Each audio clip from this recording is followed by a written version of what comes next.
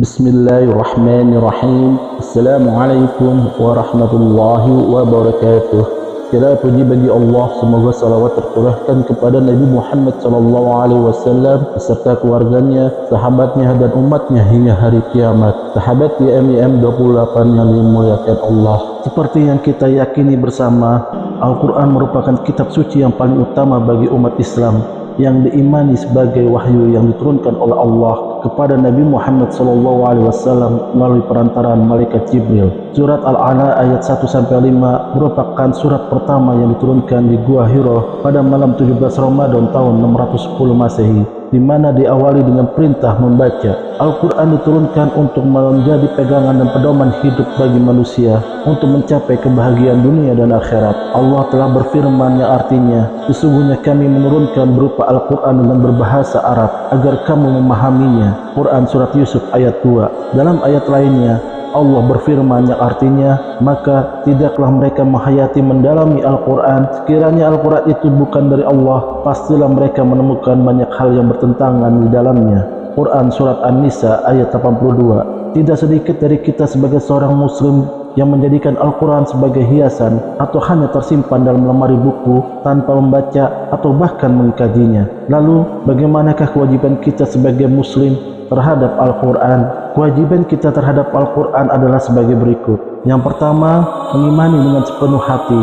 Sebagai umat muslim, kita harus meyakini bahwa Al-Quran itu benar-benar wahyu Allah Subhanahu wa Ta'ala, bukan karangan Nabi Muhammad SAW, dan meyakini bahwa seluruh isi Al-Quran itu benar dan tidak ada keraguan sedikitpun karena Allah yang menjaganya. Bagaimana firman Allah yang artinya, sesungguhnya kamilah yang menurunkan Al-Quran dan pasti kami pula yang memeliharanya. Quran Surat Al-Hijr ayat 9. Oleh karena itu, kita harus berpegang teguh kepada Al-Quran yang kelak akan menjadi penyelamat kita di akhirat. Allah berfirman yang artinya, dan mereka beriman kepada kitab Al-Quran yang telah diturunkan kepadamu dan kitab-kitab yang telah diturunkan sebelum kamu, serta mereka yakin akan adanya kehidupan akhirat. Quran Surat Al-Baqarah ayat 4. Yang kedua adalah membacanya. Meskipun membaca Al-Quran merupakan amal ibadah yang mendatangkan pahala kebaikan bagi pembacanya, namun ternyata tidak sedikit umat muslim yang lebih memilih membaca selain Al-Quran. Terlebih saat ini alat komunikasi seperti handphone membuat banyak umat Islam yang jarang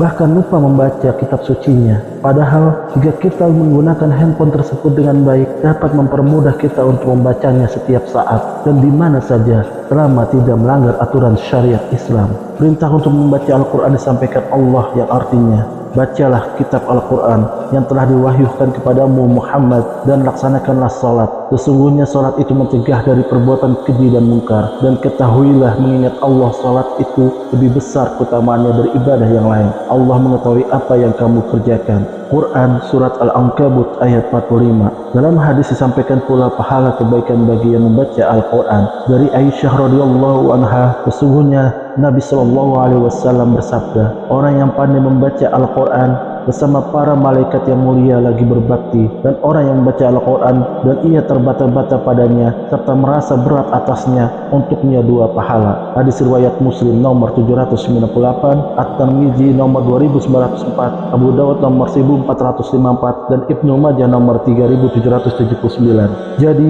jangan lupa takut karena dibilang terlambat belajar Al-Quran saat usia sudah tua, sebab Allah tetap memberikan kemudahan bagi siapa saja yang mau belajar dan mengambil pelajaran dari Al-Quran. Itu lebih baik daripada tidak belajar sama sekali. Bahkan ada hadis yang memberikan perumpamaan bagi yang membaca Al-Quran, yaitu yang diriwayatkan dari Abu Musa Al-Ash'ari radhiyallahu anhu. Ia berkata bahwa Rasulullah SAW bersabda, permisalan orang yang membaca Al-Quran bagaikan buah utrujah, bau dan rasanya enak. Permisalan orang mukmin yang tidak membaca Al-Quran bagaikan buah kurma, tidak beraroma tetapi rasanya manis. Permisalan orang munafik yang membaca Al-Quran bagaikan raihanah, baunya menyenangkan tetapi rasanya pahit. Permisalan orang munafik yang tidak membaca Al-Quran bagaikan hamzalah, rasanya dan baunya pahit dan tidak enak. Muttafaqun alaih. Hadis riwayat Bukhari nomor 5059 dan Muslim nomor 797. Subhanallah, membaca Al-Quran saja sudah dihitung ibadah. Masih banyak lagi keutamaan dari membaca Al-Quran. Selanjutnya yang ketiga adalah menghayati isi kandungannya. Bagaimana Al-Quran bisa menjadi petunjuk kalau kita tidak memahami kandungannya? Apakah hati kita telah terkunci hingga tidak mau merenungkannya? Allah telah berfirman yang artinya, maka apakah mereka tidak merenungkan Al-Quran ataukah hati mereka terkunci? Quran Surat Muhammad ayat 24. Dalam hadis diterangkan bahwa Rasulullah SAW pernah bersabda, tidaklah suatu kaum berkumpul di antara rumah-rumah Allah sambil membaca kitabullah dan saling mempelajari di antara mereka, kecuali akan turun kepada mereka ketenangan dan diberikan rahmat serta malaikat akan menaunginya dan mereka akan diingat dari sisi Allah. Hadis riwayat Muslim nomor 4867. Cara yang paling ideal untuk bisa memahami kandungan Al-Quran bagi yang belum bisa bahasa Arab dengan belajar tafsir Quran dengan ulama, mengikuti kajian Al-Quran di majlis ta'lim atau kajian dari ulama-ulama. Yang keempat adalah menghafalkan Al-Quran sesuai kemampuan. Di zaman saat ini, banyak muda-mudi kita yang justru lebih banyak hafal lagu-lagu pop, rock, atau lainnya. Bahkan anak kecil saja bisa hafal sebegitu fasihnya menyanyikan lagu cinta yang bukan peruntukannya dari segi umur. Oleh karena itu, kita sebagai muslim juga wajib menghafalkan bacaan Quran semampu kita. Bukan berarti yang hanya hafal satu surah pendek tidak baik, tapi alangkah baiknya kita berusaha memperbanyak hafalan Quran kita setiap hari. Syukur alhamdulillah jika kita bisa menjadi hafiz Quran, tidak hanya untuk diri kita sendiri, melainkan kita juga mengajarkan anak-anak kita sejak usia dini untuk melatih, membaca, dan menghafalkan Quran. Rasulullah SAW pernah bersabda, apabila orang yang menghafal Al-Quran membaca di waktu malam dan siang hari, dia akan mengingatnya. Namun jika dia tidak melakukan demikian, maka dia akan lupa. Hadis riwayat Muslim nomor 789. Dalam hadis lainnya Rasulullah SAW juga pernah bersabda, man laisa fi qalbihi syai'un minal Qur'an kal baitil qaub. Barang siapa yang di dalam hatinya tidak ada sesuatu pun dari Al-Quran, ibarat rumah yang rusak. Hadis riwayat At-Tirmidzi. Apakah kita mau memiliki hati yang keadaannya seperti rumah yang rusak? Tentunya tidak. Dalam hadis lainnya yang diriwayatkan dari Abdullah bin Umar, Rasulullah SAW bersabda, sesungguhnya orang yang menghafalkan Al-Quran adalah bagaikan unta yang diikat. Jika diikat, unta itu tidak akan lari, dan apabila dibiarkan tanpa diikat, maka dia akan pergi. Hadis riwayat Bukhari nomor 5031 dan Muslim nomor 789. Dalam riwayat Muslim ditambahkan, apabila orang yang menghafal Al-Quran membacanya di waktu malam dan siang hari, dia akan mengingatnya. Namun jika dia tidak melakukan demikian, maka dia akan lupa. Hal itu dikarenakan ucapannya, aku lupa, bisa memberikan arti tidak memperdulikan hafalan Al-Qur'annya hingga ia melupakannya. Dari Abdullah bin Amr, Rasulullah SAW bersabda, dikatakan kepada orang yang menghafalkan Al-Qur'an nanti, bacalah dan perdengarkanlah serta tartillah sebagaimana engkau di dunia mentartilkannya, karena kedudukanmu adalah pada akhir ayat yang engkau baca atau hafal. Hadis riwayat Abu Dawud nomor 1464. Selanjutnya kewajiban kita adalah yang kelima, mengamalkannya. Al-Quran merupakan petunjuk dan pedoman hidup seorang muslim dalam segala aspek kehidupannya, baik agama, sosial, politik,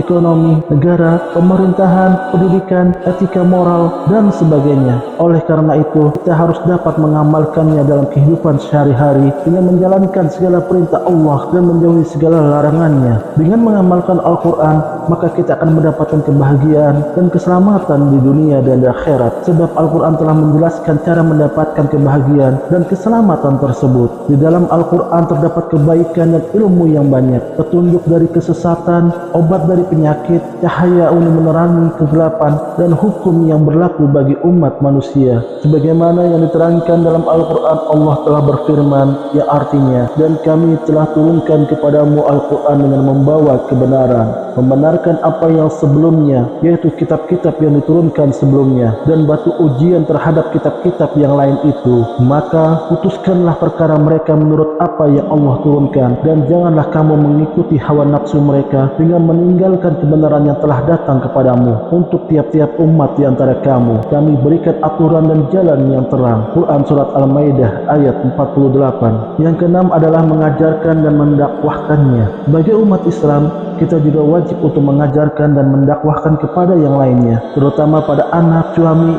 atau istri, atau keluarga terdekat kita. Bagaimana hadis yang diriwayatkan dari Utsman bin Affan radhiyallahu anhu bahwa Rasulullah sallallahu alaihi wasallam telah bersabda, sebaik-baik orang di antara kamu adalah yang mempelajari Al-Quran dan mengajarkannya kepada orang lain. Hadis riwayat Bukhari nomor 4739. Dalam hadis lainnya Rasulullah sallallahu alaihi wasallam telah bersabda, siapa yang menghafal Al-Quran, mengkajinya dan mengamalkannya, maka Allah akan memberikan mahkota bagi kedua orang tuanya dari cahaya terangnya seperti matahari, dan kedua orang tuanya akan diberi dua pakaian yang tidak bisa dinilai dengan dunia. Kemudian kedua orang tuanya bertanya, mengapa saya sampai diberi pakaian semacam ini? Lalu disampaikan kepadanya, disebabkan anakmu telah mengamalkan Al-Quran. Hadis riwayat Hakim 1 halaman 756. Bagi kita yang mengajarkan kajian Al-Quran akan mendapatkan balasan yang indah dan menjadi syafaat di akhirat. Apalagi mengajarkan Al-Quran termasuk mengajarkan ilmu yang bermanfaat, merupakan ladang amal jariah yang pahalanya